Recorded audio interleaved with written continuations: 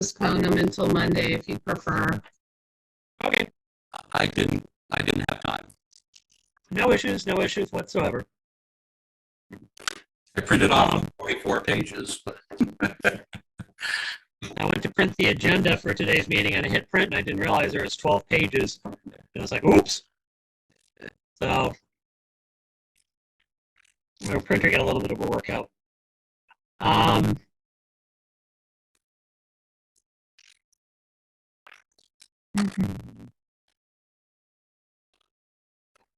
does anyone know how to reach out to Donna and or zoning? I think Jim has spoke to Donna. Do we want to take care of the end of year budget transfer? Yeah, I was wondering if we can jump on that. I will say that the finance committee met Monday night and approved them all. Okay. So, Rick, one of the things that the state allows us to do at the end of the year as we come to the fiscal close, so July 1st, we're able to shuffle monies around into accounts that come up short. We can, with the approval of the finance committee and the select board, be able to transfer funds accordingly. So finance has met and approved them. And have you had the opportunity to look at what needs to be transferred? I certainly have. And do you have any thoughts, concerns about that? No concerns, no thoughts. I would move that they all be approved as itemized. Excellent. I will second that. Is there any further discussion? No. Hearing none, call this matter to a vote. All those in favor, please signify by saying aye. Rick? Aye. Myself as aye. The motion passes. Good afternoon, Donna! How are you? So, welcome. We are waiting for zoning and Joe Palmieri, but we have the majority of the key players here. Do you want to give Joe a little bit longer time? Anybody want me to call him? Sure. I don't have his information. It's scary that John has got him on speed dial.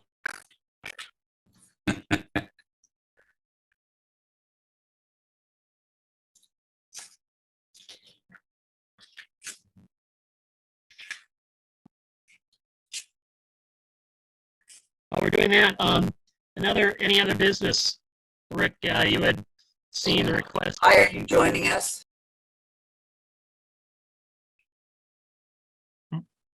The request to buy back vacation time from the ability from the employees that have carried over a bunch of hours. Is that something that you're in agreement? Yes, Donna. He's on his way. On his way. I did see that. I did review it, and I didn't know which meeting it was going to come up under. It has to come under this one because it falls under the grace period for leftover fiscal 2023. So as soon as we get done, we fall under fiscal 24. It's our wiggle room area. I have absolutely no problem with that happening. Okay. Is there a motion to allow employees to buy back up to or as much as they want, or do we want to set a limit? Or don't have it in front of me. Didn't it say something about the overage is what we're worried about? And I think the worst one was 2 weeks and a half, maybe. Yeah. The worst case is Mark should be at 105 hours. Yeah. The rest of us are under. Yeah, he's interested in buying back 2 weeks. Yeah. So that would be 80 hours. And everyone else. So I would move that we allow the vacation buyback up to 2 weeks for those who are in jeopardy of losing them. All right, I will second that. Is there further discussion? No. Hearing none, call this matter about. All those in favor, please signify by saying aye. Rick? Aye. Myself as aye. The motion passes unanimously. Or, well, not unanimously, because we don't have full board here yet. All right, so anything else we want to talk about while we wait for Joe? Not for me. All right. Harry, he's not looking to get in yet. Not yet. it in from the agenda, I had to go right to my Zoom and put in the meeting ID. Yeah, I just have it already preset. I have it preset. I clicked it off the agenda and it went right in. Yeah, I couldn't do it that way. Jim, did you get in from the email? I got it from the email agenda. All right. Well, He's coming in.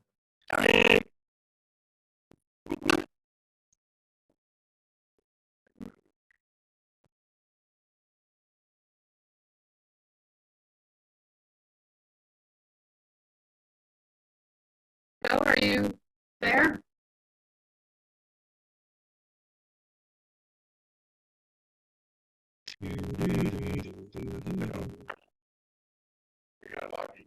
he's on mute. So,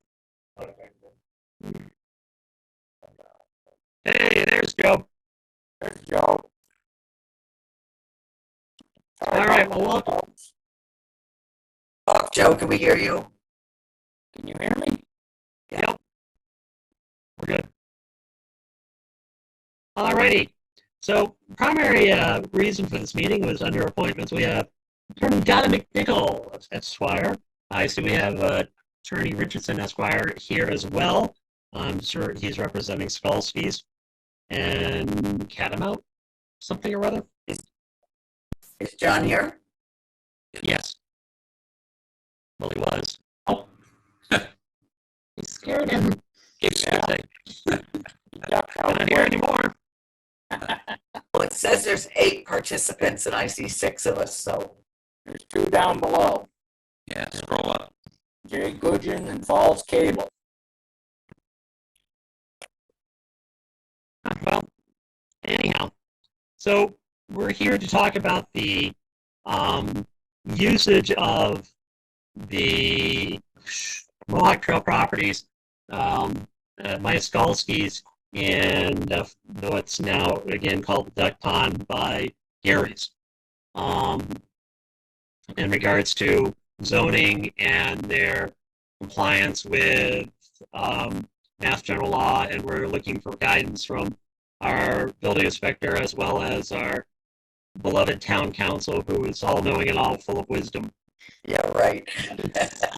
So Jim and I spent a little time on the phone before the meeting to sort of just do a quick analysis, and Joe correct us if we're wrong on any of this, and obviously John will give you a chance to weigh in on it.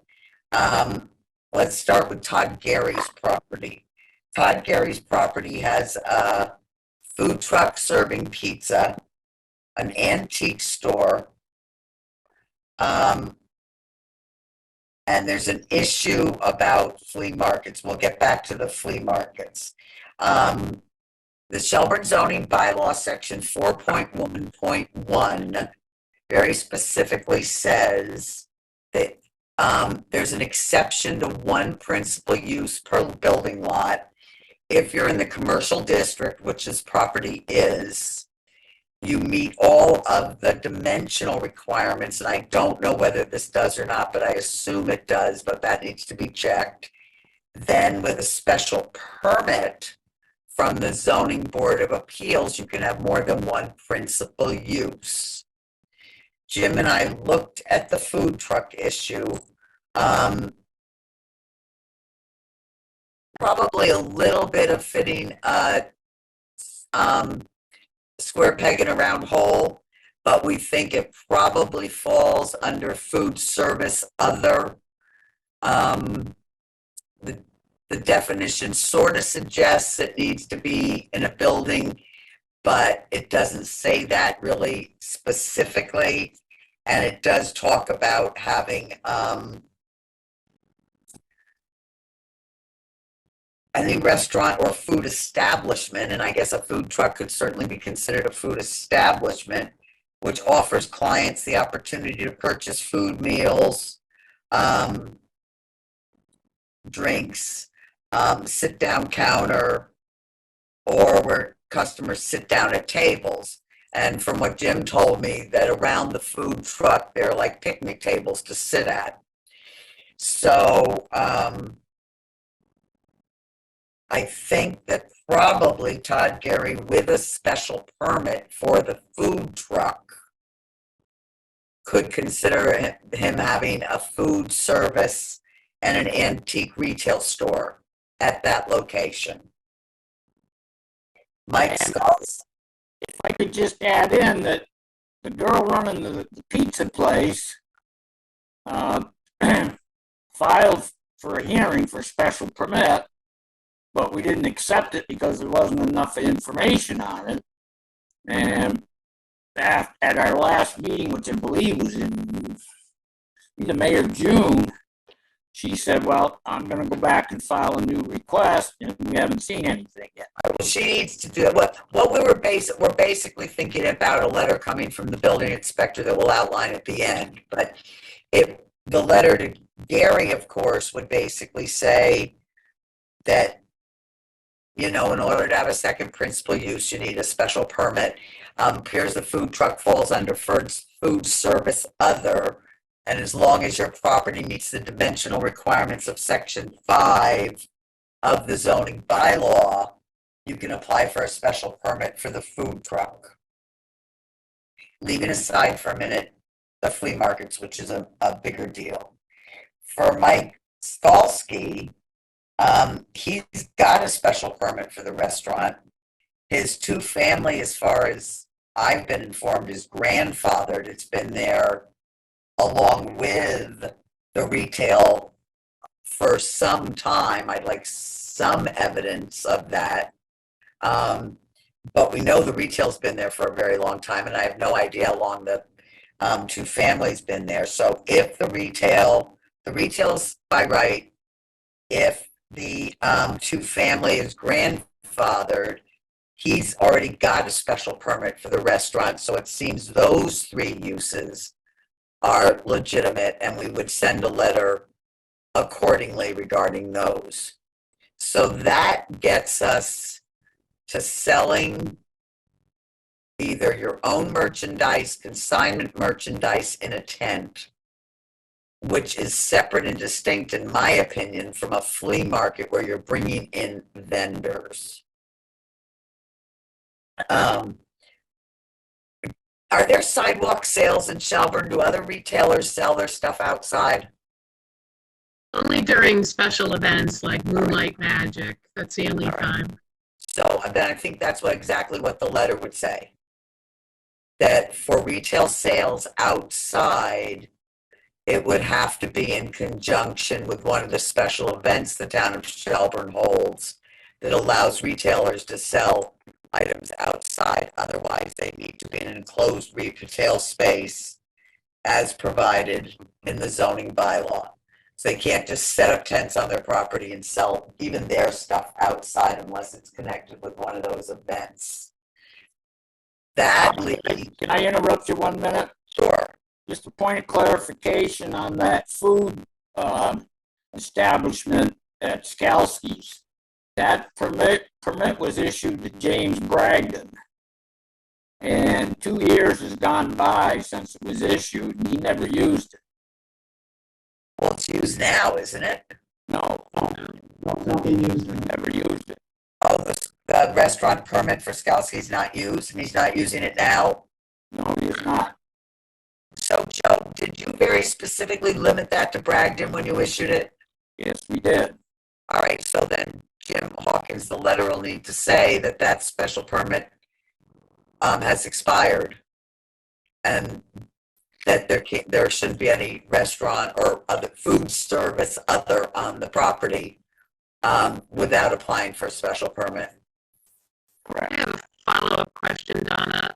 Quite often, shops like Mike's and Todd Gary and even the antique store in Shelburne display their merchandise out front as a means of attracting. They can't do that. Well, I mean, that's a good question, and that's why I asked the whole thing about sidewalk sales and that kind of thing.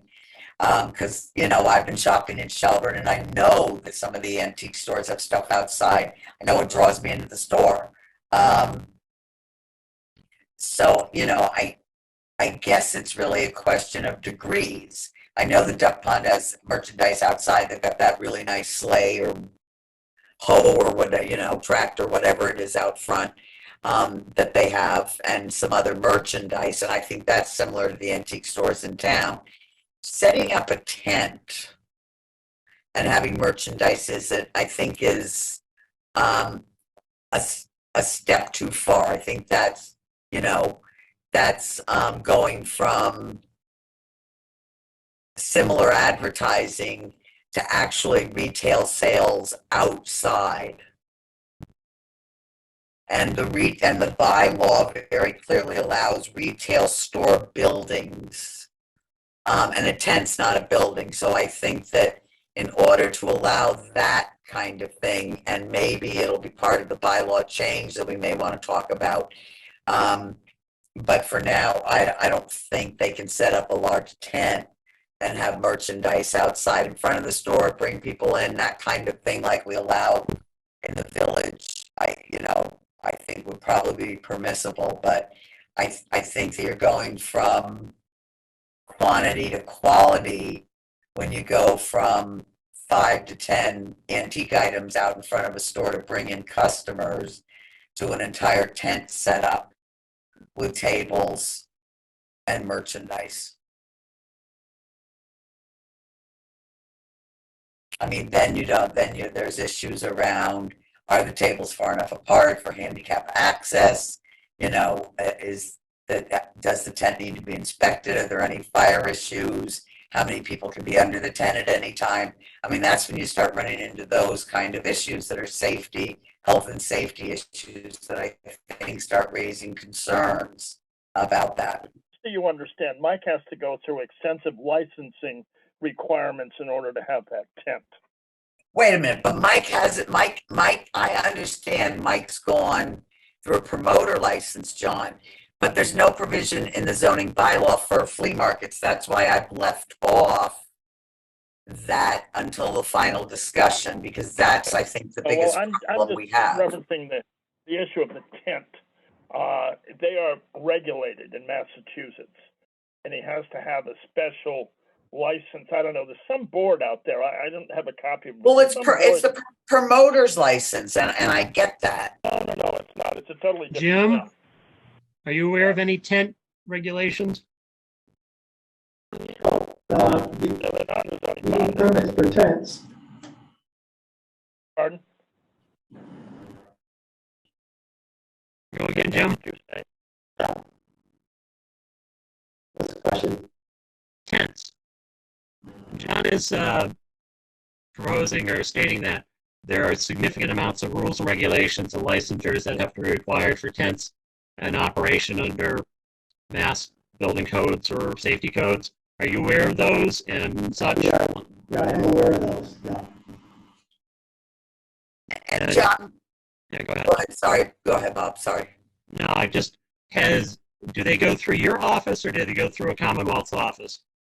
No, that's The tent, there's a building code. Yeah. and so, John, I understand that for taxing purposes, for trade shows and flea market promoters, that there's a state license that Mike would get, and I get that. But he not only needs the state license, he also needs it to be an allowable use under the zoning bylaw. And it's not. That's where we have a difference of opinion. Why do you think that's allowable use? I think him selling stuff outside is really no different than what he's doing inside, because he's renting space inside to vendors. And when he does those what flea markets, wherever you want to call it, he's doing the same thing. He's renting tables to vendors. Instead of shelves in the store, there are tables under the tent. And in my mind, I have a hard time, making a distinction between the two. That's all. And I don't see it as being a separate business. I see it as being one principal use. Yeah, and I see it as two uses, given the use schedule. We have a difference of opinion on that. I mean, given the use schedule. Hard to change my mind on that. Well, John, the thing is, the use schedule says a retail store building. So I'm having trouble seeing how you're going from a retail store building, even with vendors inside with the promoter's license for interior of Mike's store, to putting up a tent outside. Where in the use table do you see that as an allowable use? Since I don't have the use table in front of me, I don't see it. So my position from the beginning has been that it is a principle, that it's an extension of its existing use. And, whether it's in the building or outside of the building, I mean, it's a unique situation there. And I don't know, I just fear that, if the town is too difficult, that it just might end up in court. Not that I'm So, going to do that. so I'm going to reel this back in a little bit, because this technically isn't a hearing. This is, and I do appreciate the debate, but this is more of an informational component, John, for the select board and for us to kind of hear Donna's thoughts. Yeah, and it's fine. I recognize, and that is her yeah. thoughts, So, like I said, I'm going to reel. So I'm going to reel this in a little bit. Continue. So I think that from John's and my discussion, you get where the final issue is. The final issue, I think that with special permits, the additional principal uses on both these properties are allowable under the zoning bylaw.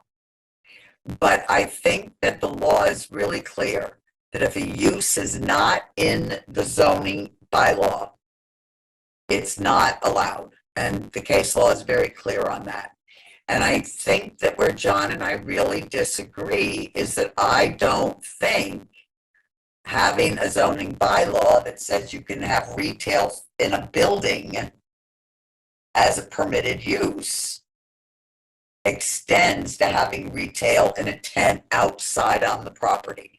I think that's too much of an extension. I just don't agree with him that that's an automatic extension.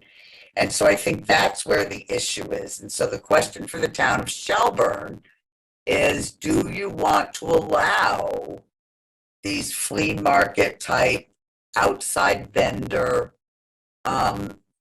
uses along the trail? And if you do, then are we going to change the zoning bylaw to essentially allow these seasonally, however, and get some control over them as to hours of operation, parking, those kind of things to make sure that it's safe? But I don't see these as just an accessory use to retail sales indoors. Joe? Yeah. Your thoughts? Well, as Donna said, I'm looking at section 4.3, commercial business uses. It very clearly states retail store building under all three of them, depending on the square footage of the floor area. So, I agree with Donna that the use is allowed in the building. And it doesn't address tents outside or anything. So I saw it as an additional primary use of the property. Yeah, and I think that's the real issue. I think that's a great point, Joe, because you do allow accessory uses under the zoning bylaw. And then that's any use of a building that is any use or building that is incidental and accessory to the use of the principal building or structure. And so the question becomes, is a tent outside that literally needs to be inspected or whatever Jim needs to do for that is a large, I don't know if we call it a structure or not, that's Jim's wheelhouse, on the property, is that just an accessory use? Or is it a principal use? And I really think that, I think when we were talking about little antique displays in the front of the store, I'm clearly willing to accept that as an accessory use, something that's incidental to the retail going on in the building. Once you put a large tent up on the property, does that go from an accessory use to another principal use, particularly if you have vendors coming in from the outside, you need a promoter's permit to run it. Then I think we may be very well talking about another use, and I think that's the issue here. That's the legal issue here around whether or not these two gentlemen, or at least Mike Skalski, because I think he's the one that has the promoter's license and does the vendors regulate, whether or not they're setting up a tent outside, depending on the size of the tent, obviously, becomes another principal use of the property that we need to allow for the bylaws, number one, and number two, that he would need a permit for.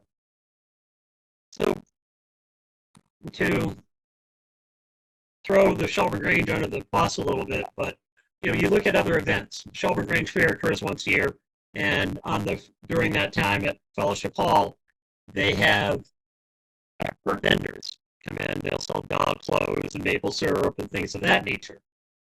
So, I mean, are we driving down to that point where the Grange would have to get a whatever permit for use, or is that something that can be temporarily allowed due to nonprofit or special event days where there are, or so because when you start looking at it, then you can start casting around a few stones here and there. Well, I mean, that's a great question, and in fact, the flea market promoters statute basically sort of talks about that. It basically says that the definition previously contained an exclusion for a person that operates less than 3 shows per year, and defined a single show as an event that takes place on one day alone or on a series of up to 7 consecutive days. Now that definition's now been deleted from the promoter's license, but I think that's sort of what we're talking about. I think you hit the nail on the head for special event. It's the same as the special events, excuse me, for the retailers. When you have sidewalk sales or promotional days for businesses in Shelburne. But if they're going to be doing this on a regular basis, like every weekend or whatever, Just one day a year type thing. I'm talking about Skalski. Yeah. Yeah, but I'm just trying to do apples and oranges and things of that nature. Wouldn't the promoter's license wouldn't apply to the Grange event if they're not charging for the space? Right. Well, I don't know whether it would or not. That would be up to the Grange to find out. This is a DOR law. And so we're not giving anybody tax advice. What we're basically trying to determine is when does a use become significant enough that it needs to comply with the zoning bylaw, and it may make sense to add to the zoning bylaw a special events provision.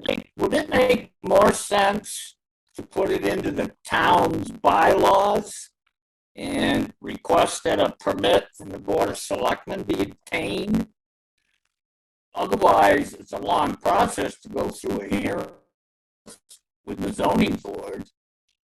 And I then wouldn't have a problem with that as long as there's a provision that they have to check with zoning to see whether or not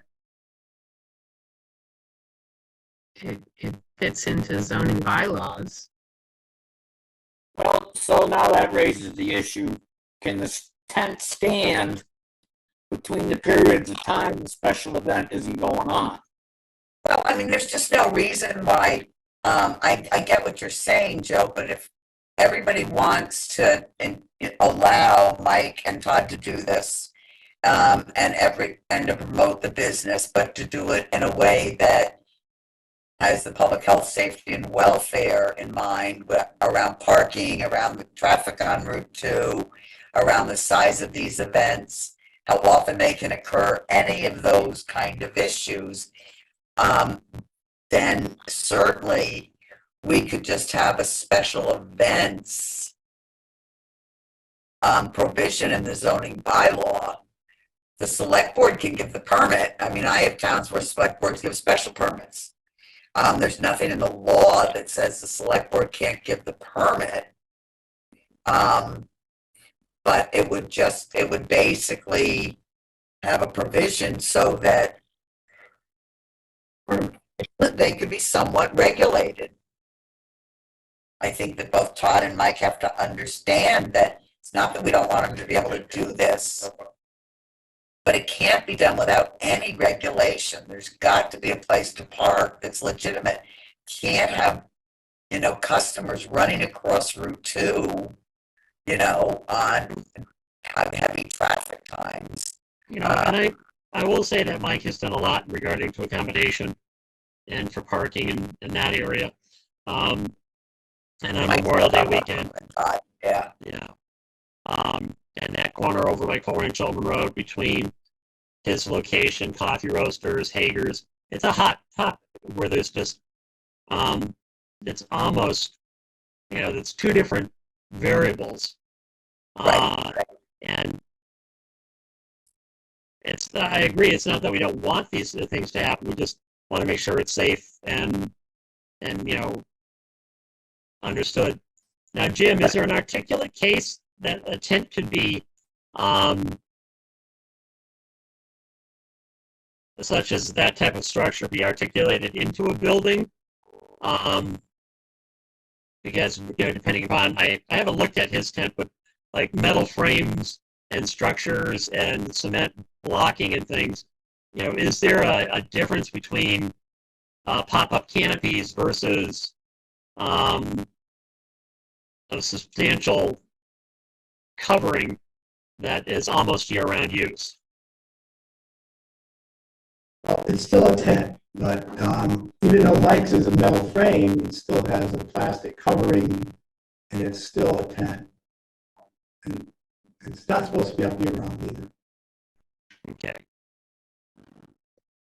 So that's the big difference in regards to, even though there's metal structuring, it's the covering of it. If he actually built a building, then it would be a different story.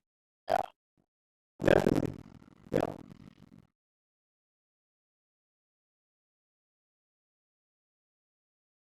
So how do we address the bylaw that says only one principal use? Well, like I said, your bylaw has an exception for that. Yeah, if In a commercial district for the special permit, and I think that they both, if they're going to continue this flea market use, should come for a special permit for that.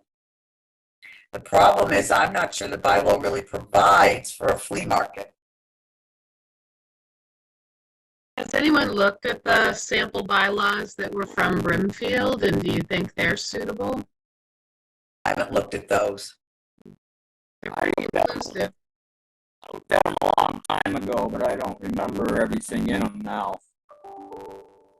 I had issues with some things, I don't remember what, but I thought it was a good framework, at least, to start with.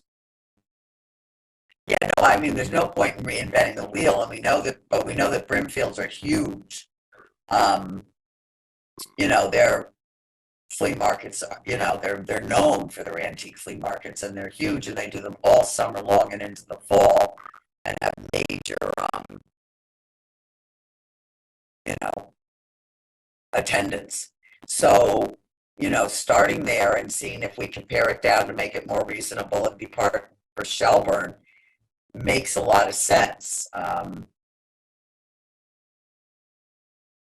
My question, Donna, is, or my concern, is also liability. Now, I know years ago, growing up in this town, that location where Mike is, when they had bears there and stuff, and they had fall foliage stuff going on and all that, I can remember old John Shade, who was a police officer out there doing traffic and stuff. And I think Mike has done a good job with that, but does the town stand in a libelous position by allowing this without having some set of rules for traffic control or whatever? And I'm really more concerned with the duck pond situation than I am with Mike's. Now, I think that if we have a flea market bylaw and both Mike and Todd apply and are granted it, and we put reasonable conditions on it, I think that Mass General Law, Chapter 258, protects the town from issuing that permit, as long as it's not grossly negligent and limits our liability on that. I think that where at least I'm hearing the most concern is everybody's repeated frequently that Mike's doing a good job. He's got enough room for parking. You know, his is contained enough that you don't have the scurrying across Route 2 that Todd has. And, you know, I mean, a permit that, you know, would confine Todd a little bit so that there isn't the scurrying across Route 2, I think would be important. And you can't fix stupid either. No, you can't, but stupid isn't, we usually aren't liable for stupid. I feel like if we developed a bylaw with an application that had police chief review, that would be part of determining whether a police detail was necessary for the type of event.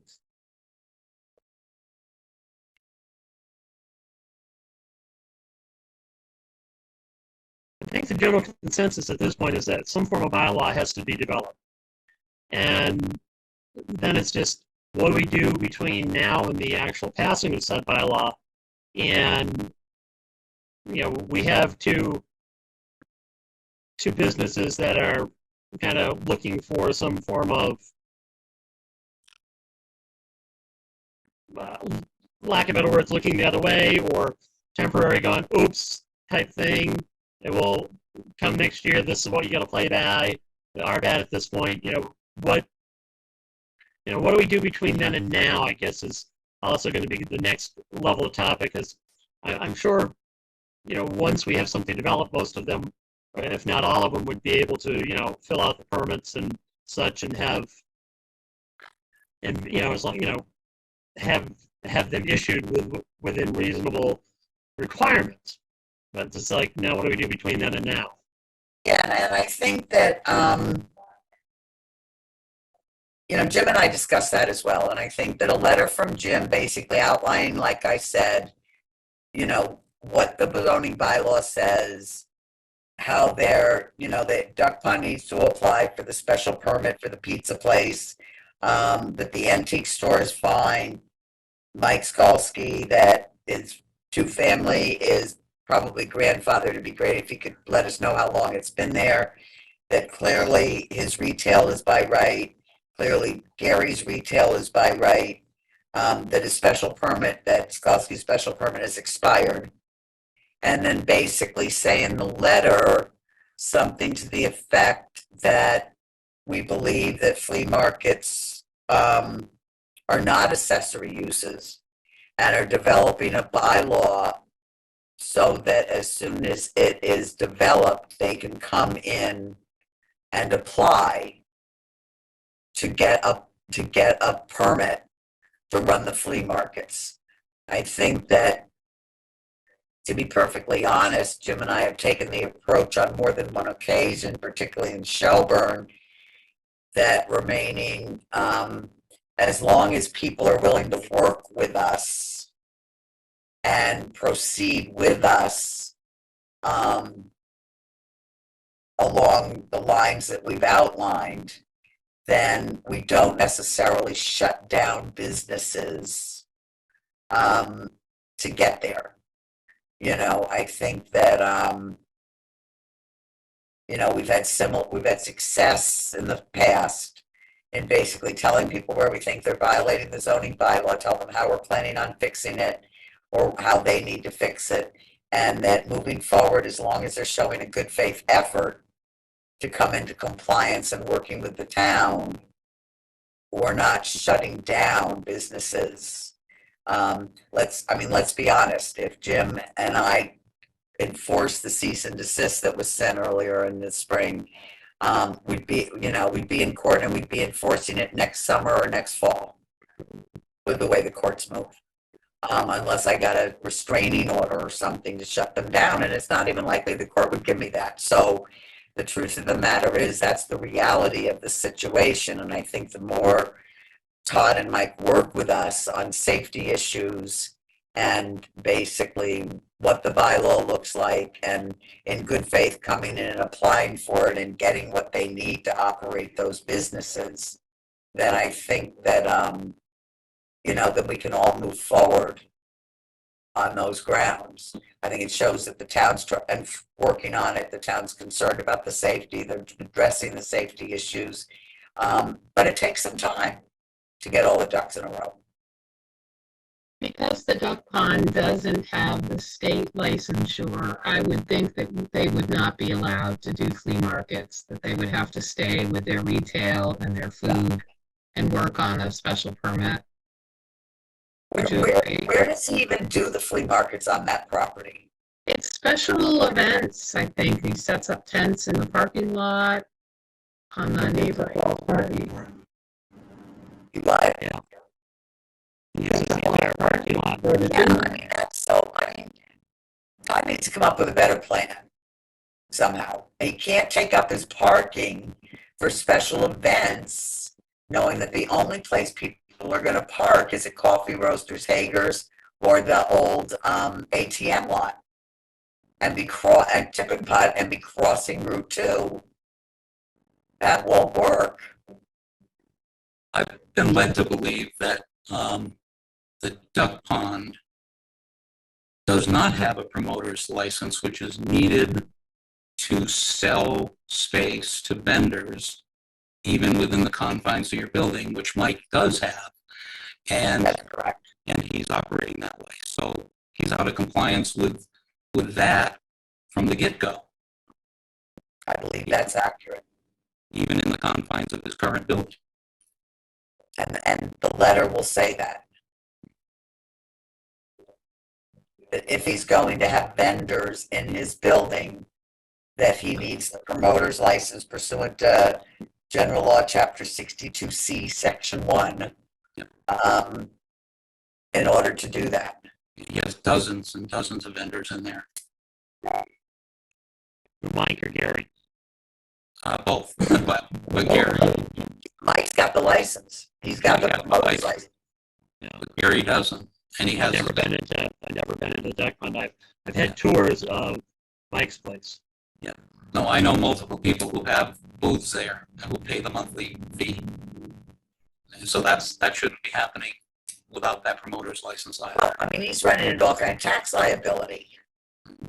You know, it's not a very smart way to operate that business.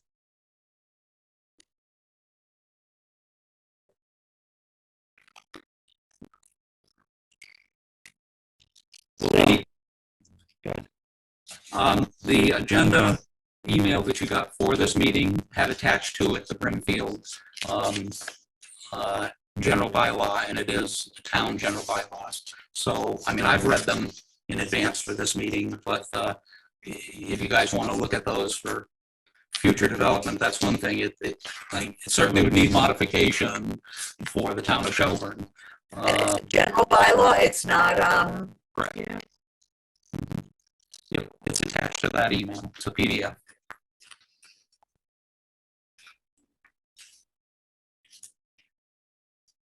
Would a general bylaw be quicker and easier to implement? much quicker, much easier. How about enforcement? See, it wasn't attached to mine. I'm looking at, I just pulled up my agenda, it wasn't attached, maybe it's, It was the original agenda that went out, and then I sent a reminder, and I didn't send attachments. oh, all right, yeah, I just looked in the general. That would be great if you could resend that to me, Terry, just so I have it. A general bylaw is much easier to do than a zoning bylaw. Doesn't have to go to town meeting. It still has to go to town meeting, but it doesn't have to do all the process. And they don't have, the planning board doesn't have to review it. They don't have to hold a public hearing. They don't have to make a written report to town meeting. And zoning bylaws take 2/3. Town bylaws take a majority vote. So they're quicker, easier, and easier to pass. And where would zoning fit into this? Because like class 2 licenses, we've had situations before where the select board has issued a class 2 and then zoning says, hey, wait a minute, that should have come before us first. No, I mean, I still think that you still have zoning with the more than one principal use. So they'd still need a special permit. And I still don't think the use itself is in the zoning table. With the permit being issued by the select board. But let me look at the Brimfield bylaw and see how they deal with that issue. They may just deal with it as a use that's allowed, outside the zoning bylaw. I wonder on the application where the person writes the location, if we had a follow-up question saying, is this the principal use of the property? And if not, consult with the zoning board, something like that. Yeah, that's a good point. Makes sense to me. All right, so I guess the plan is, as of this moment, is have Jim send out the letter in conjunction with Donna's input to both Skalski's and Gary's, and let them know that we're working on it. And then Bruce Potato is the bylaw. Is it ours or Joe's? Is, I guess, the next. Well, if it's going to be the general bylaw, it's a select board. If it's a zoning bylaw, it's the planning board. So where do you personally think it should fall under? I mean, I would love it if it was under a general bylaw, because I think that the truth of the matter is special events, seasonal, excuse me, permits, lots of times make sense as coming from the select board. Oh, And so, I just have to step away for a second. So I don't have a real problem with it being the select board that issues it.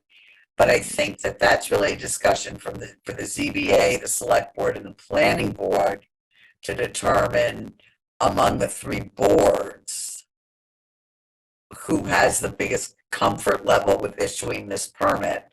I would love for each board to review the Brimfield, even yourself and Jim Hawkins, and just send me your edits of what you think's appropriate and what's not. All right. I like the checks and balances in the body of it. Parking, sanitation, food vendors, it's all covered. Did they send you a PDF of that was actual text, and then you printed it and scanned them, because this PDF is not editable? No, they sent me their PDF, so I could ask them. Oh, their PDF was editable, or? No, it was not. Okay, so you just forwarded what they sent you. Yes. Okay, yeah. I think our police chief has a program that allows. Yeah, I was going to say there's programs that allow for PDFs to be converted into Word if you. Yeah. Right. Yeah, they have to be a legitimate PDF, a portable document file. This is actual scans. Also, they're pictures. So it's not editable. I can edit them all day long, but this one isn't. A lot more savvy than I am. Maybe we could request a PDF that is editable. Okay. It's a long one. Yeah, it's-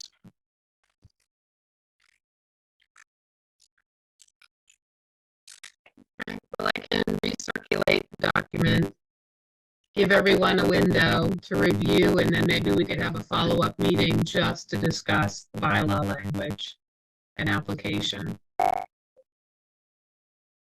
think that's reasonable. And you'll do that as a PDF, right, Terry? I will, yes, I will try to get an editable version. Right.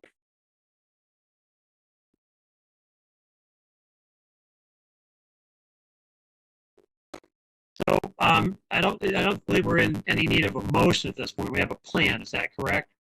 Yeah, I mean, I think the bottom line is John to take back to his clients that, you know, we don't want them not to be able to run their businesses, but we don't want them run without some public health, safety and welfare, reasonable conditions on them. And that's our goal. And hopefully we can all work together to get there. And if we can't, then we'll deal with it. But that's not our first step, and it never is in Shelburne. Ours is to work with businesses to get them permitted properly and with reasonable conditions for safety. And if they're willing to work with us, we'll get there. If they're not, then we'll cross that bridge when we come to it. John, does that seem reasonable? Yes, it does. I would like to emphasize the word reasonable. Reasonable conditions, but I would like to have a copy of those bylaws sent to me if you could. That would be great. All right. I want this all to work. You know, and I think Mike is trying to be as responsible as he can over there. And he's not always, like a lot of people, don't like to have someone else telling them how they should do something. I appreciate that everyone wants things to be safe, and I'm confident he's doing that. So hopefully whatever you come up with, what he's doing will fit within it. I don't disagree with you, John. So that all said and done, is there anything else we need to talk about regarding this? We have a plan. We have, the only thing we don't have is a time frame, but Terry can work that out as she sends out the email.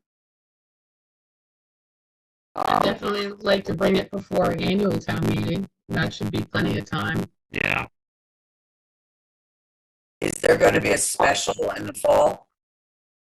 August. It's, yeah, coming up. It wouldn't be enough time. Really? All right. I got another thing that just came up this past week. Is it appropriate to talk about it at this meeting? Well, it depends on what it is. Well, the subject is the trailers in the old Swan lot. Food trucks. It's sort of similar in discussion. Jim and Donna, I mean, have you got a few minutes to talk about that? Jim and I did discuss that when we were talking about food trucks, because he mentioned that there was a food truck in the Swan lot. There's And another one coming Into the Swan lot, adjacent to it. adjacent to it. So I think Swapping out the little one for the big one. she's what? Swapping out the little one for the big one. So Yeah, so she had a Middle Eastern themed trailer that was, I guess, not big enough for what her demands are, and now there's a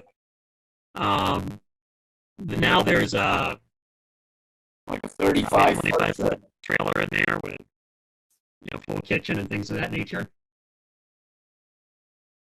So, yeah, as Jim was saying, she's swapping out from one to the other, give herself more space.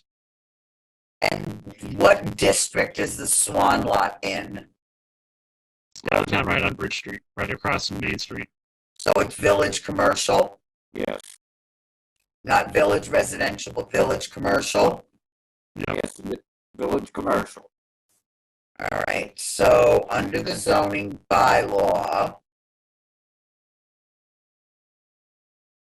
It's a special permit. Food service other, in village commercial, mine says by right.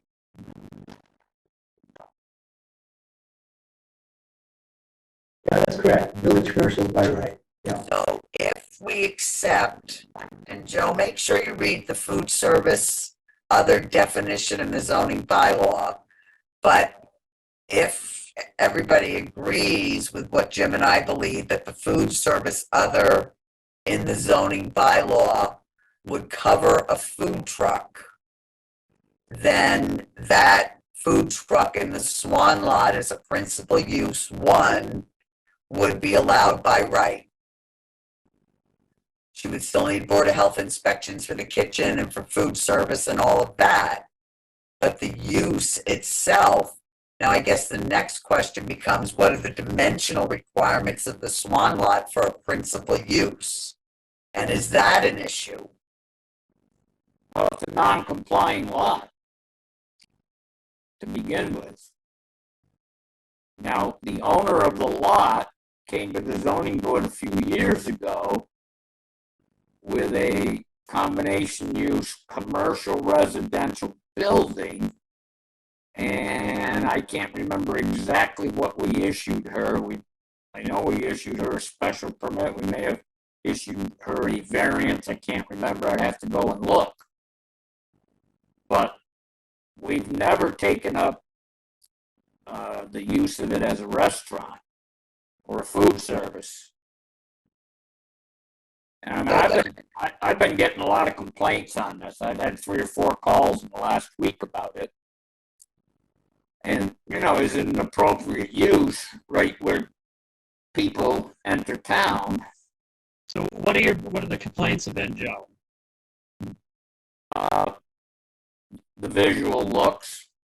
Okay, visual. Okay, so aesthetics as opposed to operation of the business. It's just not meeting the. It's the aesthetics of it. Big and ugly, the little one was cute. Yeah. What's that? It's big and ugly. It's huge. Yeah, it is. Yeah. It's a big trail. There's also a shed on the lot now, too. I went by yesterday.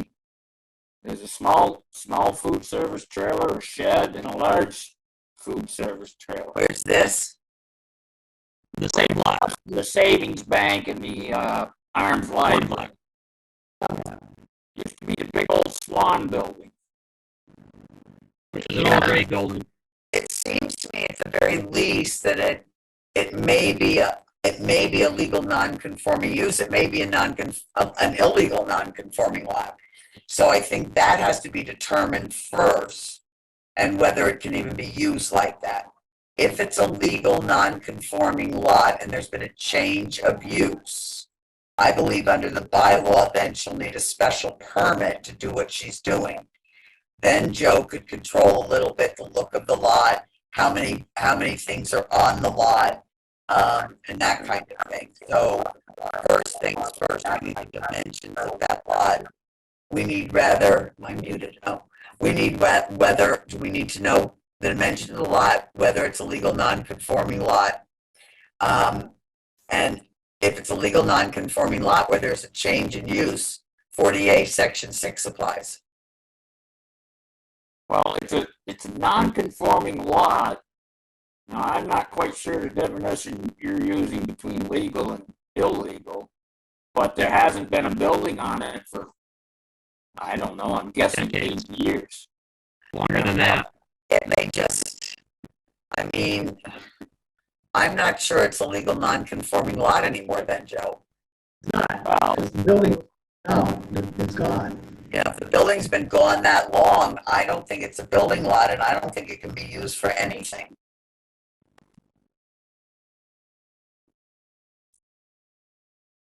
We just had water and sewer added to the lot with the Bridge Street construction. Is she hooked up to the water and sewer? That was her intention during the project, to bring town water and sewer to that lot. Bridge Street reconstruction project. We're putting in all the What project on the lot? There's no project on the lot, right? No, she saw the construction property as an project as an opportunity to bring town water and town sewer to that lot.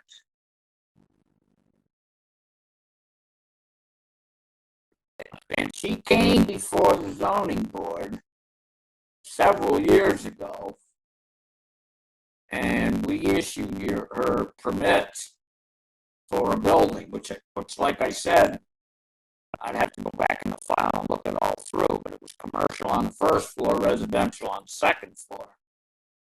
And she had the parking requirements. I mean, she did a nice job with it. But I think she's thrown those plans out the window. And then this food service trailer showed up either last year or the year before, I'm not sure. And there's another one intended. The owner of the Singley lot, Mr. Kong, believes he can place a trailer along near Gypsy Apple, I think, because he owns a driveway there and he wants to sell bubble tea and ice cream out of it. It's not a lot. It's just His driveway. Yes. Where's Gypsy Apple? Right, the old Sawyer News building? Along in there. Yes. Yeah. So I just don't know how to stop this.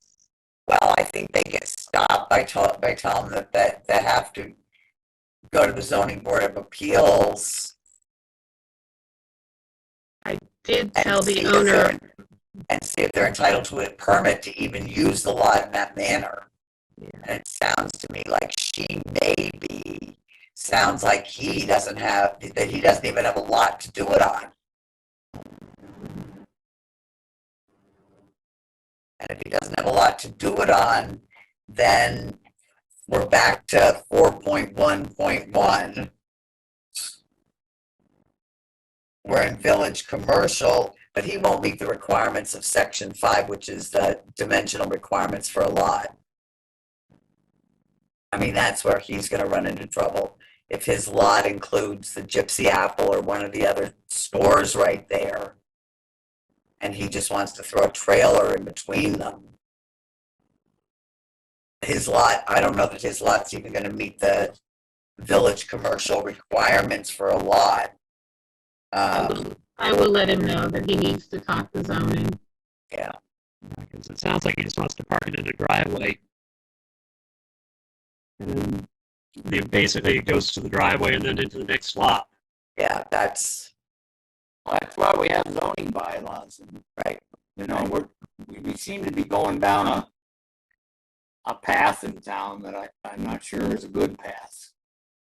With some of this stuff popping up. Well, I don't think it's just Shelburne. I think it's happening in a lot of towns where either restaurants burn down or lots turned out to be too small where people still want to make money on the property. And so they've seen successful food trucks at the French King, you know, over at the Captain Turner Bridge and, you know, other places in other towns, and figure that's a way to sort of start a restaurant business as an incubator and then move into a real restaurant spot once they have a following.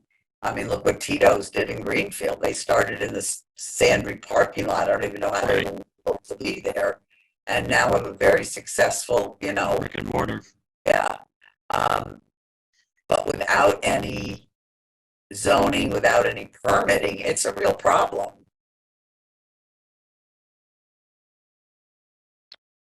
Well, so Terry, you're going to be able to send the owner in regards to for the Gypsy Apple regarding the trailer there. In regards to the Swan Block, and so does Jim send a notice, or does zoning, or who sends a notice to the businesses? Jim's the zoning enforcement officer. I would send it to them. But I would make sure that whoever, water superintendent, water commissioner, sewer commissioner, do not hook her up to the town services at this stage. Now, the owner of the lot has contacted the ZBA's secretary, or whatever her title is, to ask her if there was issues. And I haven't got back to it yet because I've been mixing it up with Jim as to what the hell do we do here, and what applies and what doesn't apply. And I was kind of waiting to talk today about that a little bit too. Well, I think you have your answer. If we determine it's a legal non-conforming lot, then at the very least, it's a change of use of a legal non-conforming use from the building and and retail and housing building that you approved, and she has to come in for a change of use.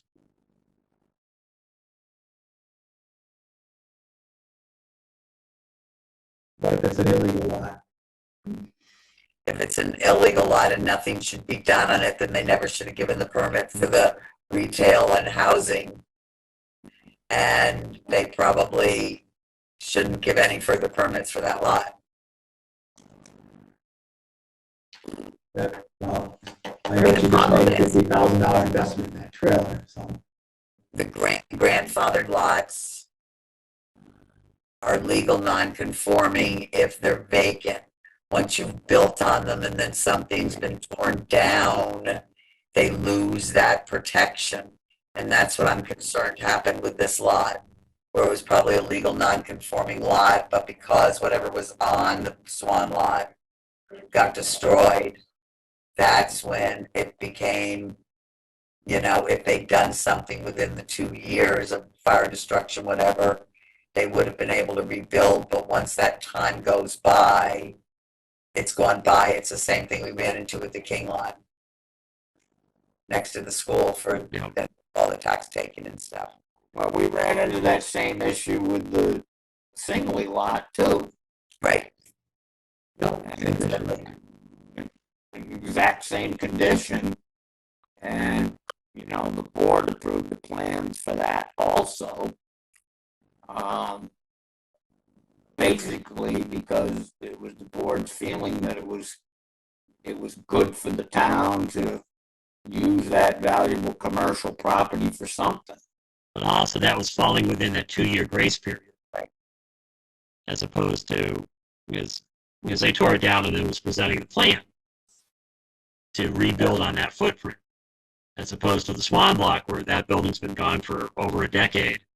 And understand previously the law was very clear that if you tore a building down and that you couldn't rebuild unless you left the footprint, the foundation, something to build on. The case law's really lightened up on that rule in the last 10 years, so that basically an argument can be made that if you tear down a building even voluntarily on a legal non-conforming lot, you can rebuild on it, but you can't abandon it and not do anything for years and then come back and try and do that. That's where the problem rises. Does it make a difference that it's a trailer on wheels? Because it's still a use. It may not fit within the structure issue so much, but it's still a use of a building lot or a non-building lot. Yeah, I think I'm going to present something to the planning board to write up something about use of trailers on lots and so forth and so on, with parameters of what's acceptable and what isn't acceptable.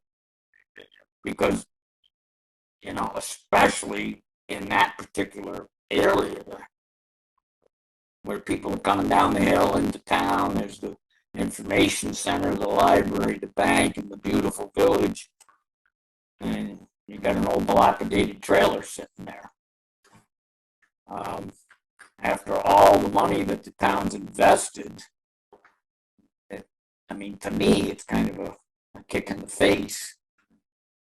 But that's not what the law says. The law says the use, and is it grandfathered or not grandfathered, which I know it isn't grandfathered. So I guess the best thing to do, Jim, is to send, I guess it'd be Molly Cantor, the letter. Yeah, shouldn't be, or just say she can't do it. All right. So we've got that kind of in a direction.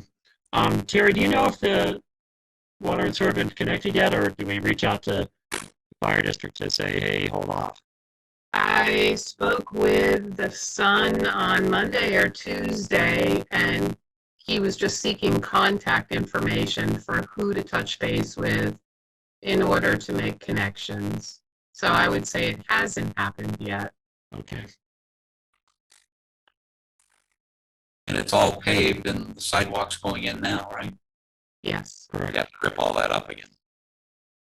No, the connections are there. We purposely tied her in so that she'd have water and sewer. So there's not a lateral, the main line's there and ready to be connected to, but there's not a lateral to the trailer. Yeah. Yes, I believe that's correct. It's just the final connection that's missing to the trailer. All right. That answer your question enough, Joe? I guess so. I guess you may want to direct that to Jim. I would definitely speak to the property owner because I spoke to her when she made the initial inquiry and I sent her to zoning first. And did she go? No. Well, I don't know that she talked to Faye, you said, right? That's recently with the new, Yeah. the newest, biggest trailer. Yes. She But I don't- inquired before putting that on there, and I sent her to Faye. You're And she talking went like to Faye, and Faye said she could put a big trailer on there? No, I don't know what happened after I told her she needed to go to zoning. I told you I haven't got back to her yet because They referred it to Joe. I'm trying to research it. And I'm more than happy to get back to her. Is the big trailer on it now? Yes. Yeah. But here's the problem. Now, Terry, I just understood you to say that she came to you when she originally put the small food trailer there. No, she recently inquired about what do I need to do if we want to go bigger. Okay. She should have inquired when they put the small one on there, is really the problem. Well, that just failed, so we need to figure out whether she has any potential to use that lot at all. And that basically means we need a history of the use of the lot. We need the dimensions of the lot, a history and use of it, to see whether it's even permissible to use that lot. I can pretty much tell you that it isn't, Well, then there's your answer. based on What was that, Jim? I agree with Joe, it's an illegal, non-conforming lot. All right. So then the letter needs to go out to the owner that it's an illegal non-conforming lot and they can't use it. Can they get a variance for it? They can try. So you can only put a trailer, food trailer on a conforming building lot. It's still a use. It's still a use. So you still have to, have a conforming lot.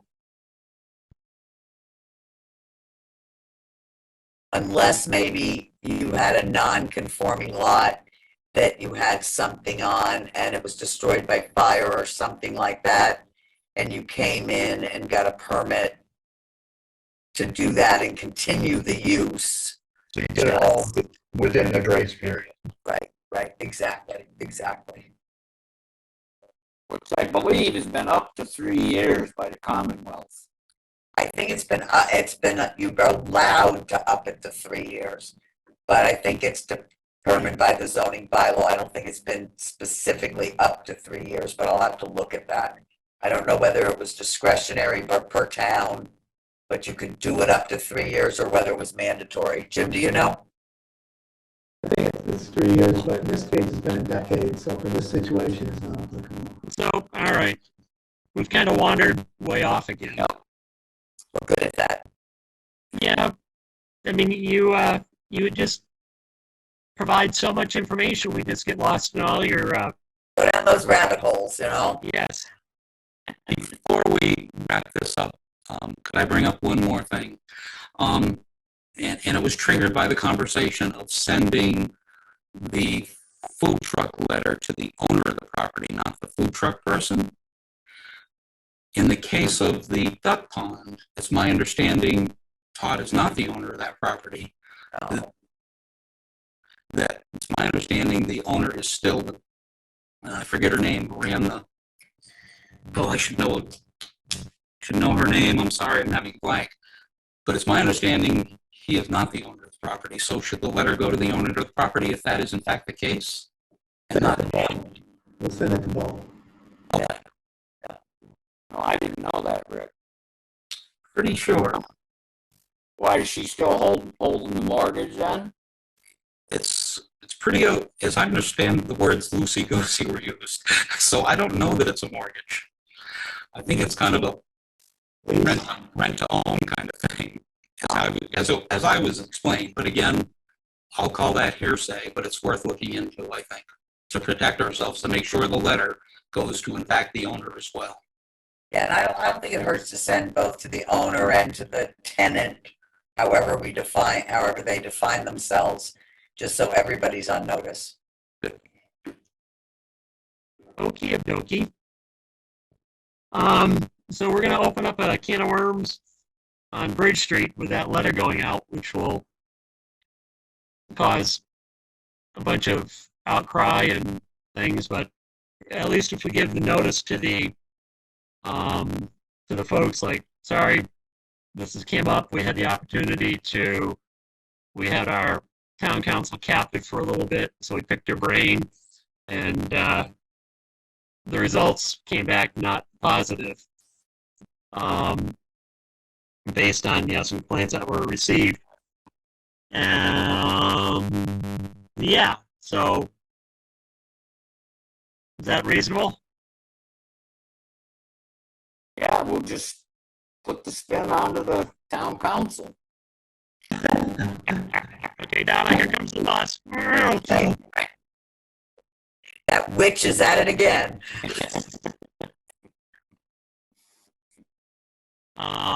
Okay, that's what's happening. My computer started going haywire, and then next thing you know, Laura's doing something with the printer. Sorry. I know. I'm all set. Just give it a second. All right, super duper. I would make a motion to adjourn. Oh no, I just want to make sure is there any other public comments or anything, just in case someone, I do think you have something else on your agenda, but that's not my... we've taken care of all that while we were Waiting for you. Well done, Joe. Beautiful. Nice seeing all of you. It's wonderful to see you as well, Donna. Jim And will we do. talk. Thank you, All guys. right, Jim, thank you for attending, and it just got photobombed by Laura. All right, all. Have a good All right, day. so Have a good evening. I'll entertain Rick's motion to adjourn. I will second that. No discussion. All in favor, please signify by saying aye. Aye. And Laura voted too, so the motion's unanimous. All right, thanks a lot, everyone. All right, have a great evening.